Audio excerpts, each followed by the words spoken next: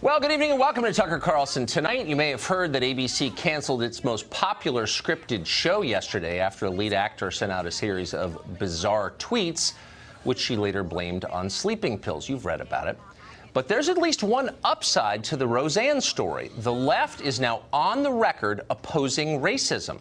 Attacking people on the basis of their race is immoral, they're telling us, and of course they're absolutely right about that. Let's hope this conversation continues and progresses. Liberals may finally concede that discrimination based on skin color really is wrong, whether it's in hiring or promotions or government contracting or school admissions. If they admit that, that would be real progress. It's not happening yet, though. For now, American liberals are still living in that strange, irony-free world where it's possible to denounce racism even as you commit it. That's the same world Al Gore occupies when he flies private jets to global warming conferences. It's the place where attorneys general can yell at you about domestic violence even as they beat up their girlfriends. It's hypocrisy land. It's where liberals live. Last night, for example, MSNBC held a town hall meeting dedicated to fighting racism. Guess who they invited to lecture America on the topic? You guessed it, racists. The special was literally co-hosted by Al Sharpton. Remember him? He's the guy who ridiculed Jews in New York as, quote, diamond dealers. He's the one who denounced a Jewish store owner as a white interloper. That instigated a racial massacre in which 8 people were murdered.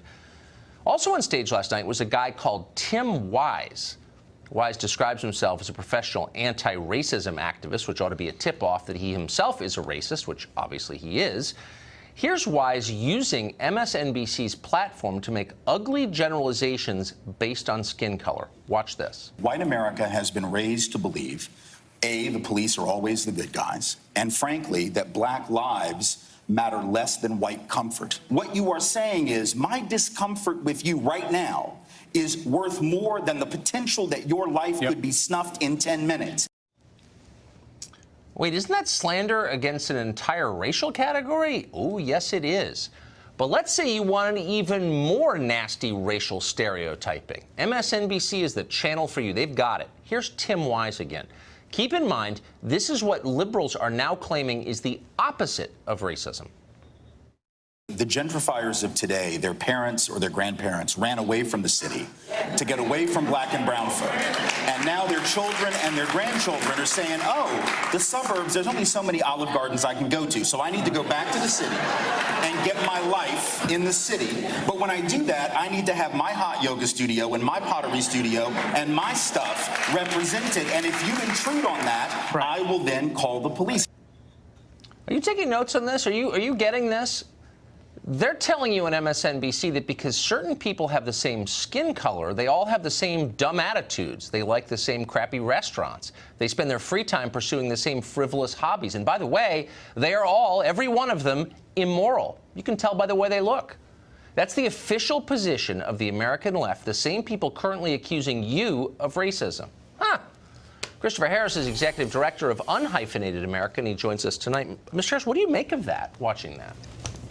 Tucker, there's a lot of things going on in the world right now that came to my mind. For example, what's happening in Venezuela. When Tim was talking about people trying to gentrify areas. Well, if you look in Venezuela right now, there are people fleeing a terrible geopolitical socioeconomic issue, and they're going to Trinidad. Right. You know, so they have an influx in Trinidad of Venezuelans. And Trinidad is trying to implement rules to kind of push some of them out. Now, most people don't know there's a lot of black people in Venezuela.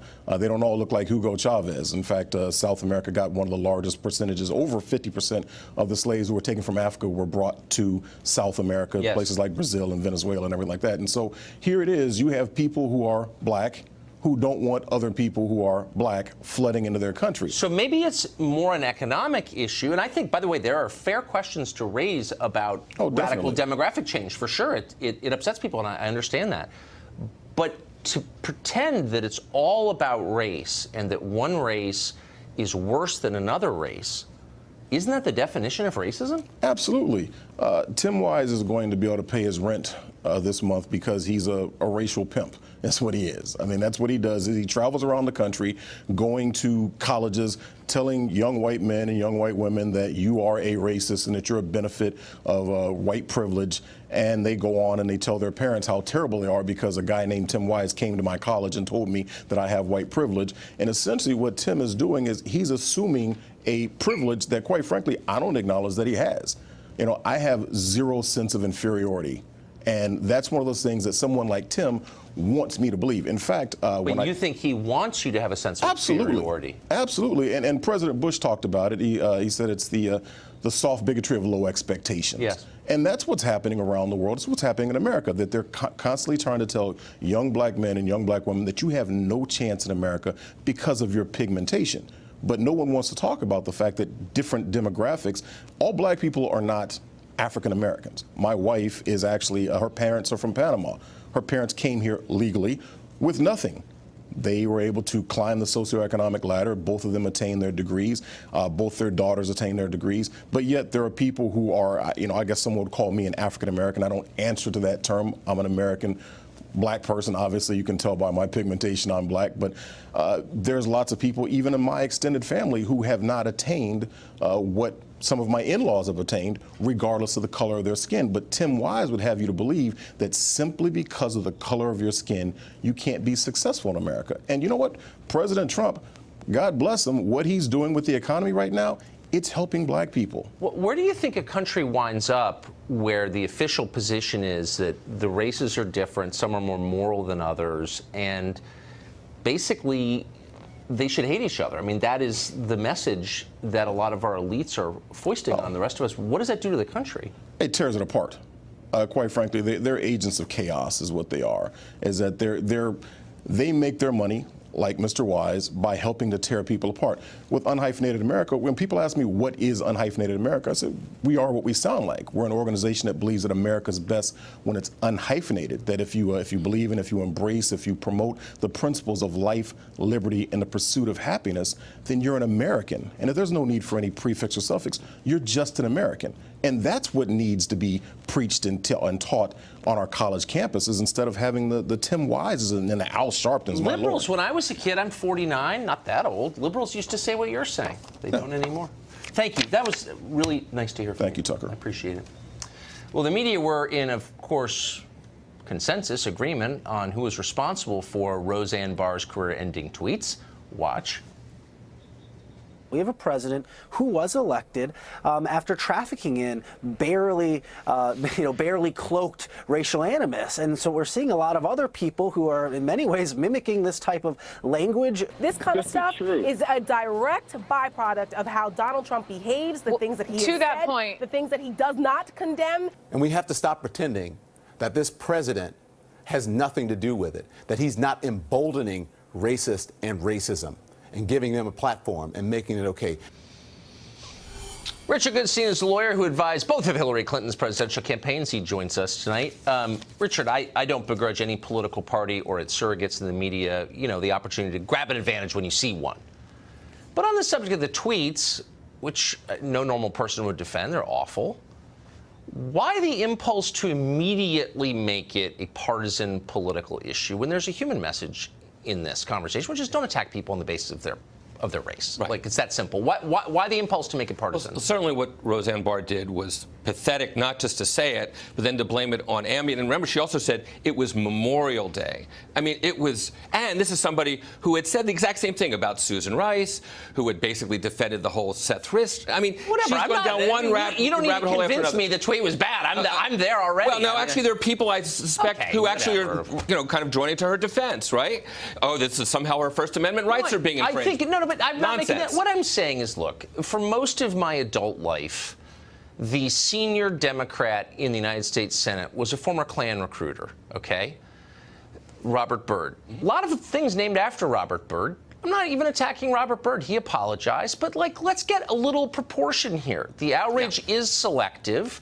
I'm not defending the Roseanne crap, but I also think when people are jumping up and down and being like, actually, Trump did this, it's purely political. Let's just be honest. Yeah, so actually I think that people who don't subscribe to your view believe the following: that Donald Trump has given license to people by saying they're good Nazis, by mocking handicapped people, by basically, you know, the list is mocking endless. Handicapped oh, sure. Remember he went like this about that New York Times reporter? Was he mocking all handicapped people? He was mocking that guy. That's pathetic. That may be the single most pathetic thing that he's done. And he's talked about Mexicans being racist. Look, the list is on and on. The fact of the matter is, though, when Donald Trump does that, and people say, well, he won, so his staff can go, well, I can mimic people. I can make fun of John McCain who's dying.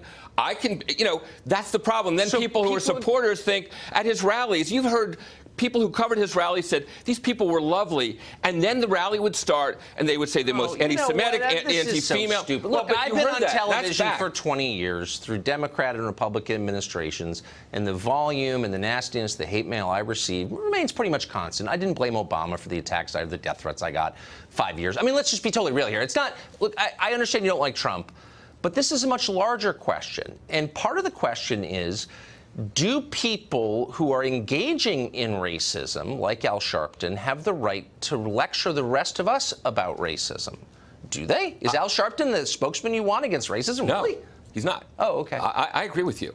But I do think that it is undeniable that the fact that Donald Trump spews what he did on the campaign trail and as president to talk about good Nazis is something that sends a signal like, I basically am drawing succor from these people. And it's why he tweets about every stupid thing under the sun. NFL players kneeling, and he can't bring himself to be critical. What you're trying to do is draw me into like defending every dumb Trump tweet, which I have no interest in doing. I want to talk about the universal principles here, okay? So we're against racism, I hope. I certainly am. We do a lot of shows on it. Of course. Is it wrong to discriminate against people on the basis of their skin color? Well, so that's a different. You're talking about affirmative action. No, I'm actually talking about racism. Is it wrong to discriminate against people on the basis of their skin color?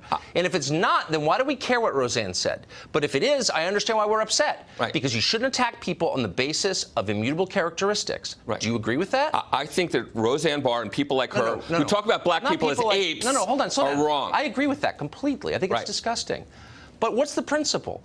Is it wrong to discriminate against someone on the basis of his skin color, to hold him back, to penalize him on the basis of his skin? It's a really simple question. Can you answer it? Of course, but you're acting like somehow slavery didn't happen. I'm not saying that. Well, that's the intimation of what you're getting at. I understand. Why would it? Please. Because that's what you're getting at. No, I'm not getting at that. I'm a very straightforward person. I say what I mean.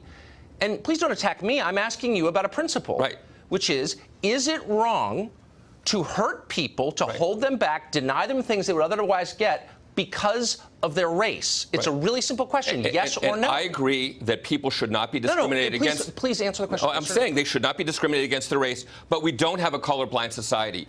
Eric Holder and other black cabinet officials have trouble hailing a taxi cab to go to certain areas of Northwest Washington. By the way, I'm not denying that. I'm merely saying, is it wrong to practice racism against people? Oh, it is? Yes. So you would say it's totally wrong to say to a child, because of your skin color, we're holding you back. There's a massive lawsuit against Harvard right now by Asian students who have basically proven that Harvard didn't let them in because of their race. Right. Is that okay with you? Jews used to be subjected to the exact same thing. And it was wrong. Right. But liberals support it now. Right. So those people lecture me about racism. Are you joking? The Harvard argument is that there's a certain virtue in diversity. Oh, there's a virtue in discrimination. Because in diversity. The argument that you call it what you want. No, I'm not. I'm calling it what it is. Yeah. Because we both agreed that penalizing people on the basis of their race is immoral. You agreed with that. And yet it's happening right now with the full support of liberals, the same ones who are lecturing the rest of us about racism. Right. It's too much. Do you understand? And I'm saying there's a quilt involved, and yes, discriminating against people on the basis of their skin color is wrong. Let's stop it. Basically, how about that? But people were held back for hundreds of years, and to basically act like that didn't happen is wrong too. But I'm not acting like it didn't happen. I'm not saying you are. I think it's the central sin of America. Yeah. I think it's our original sin. I think it's terrible.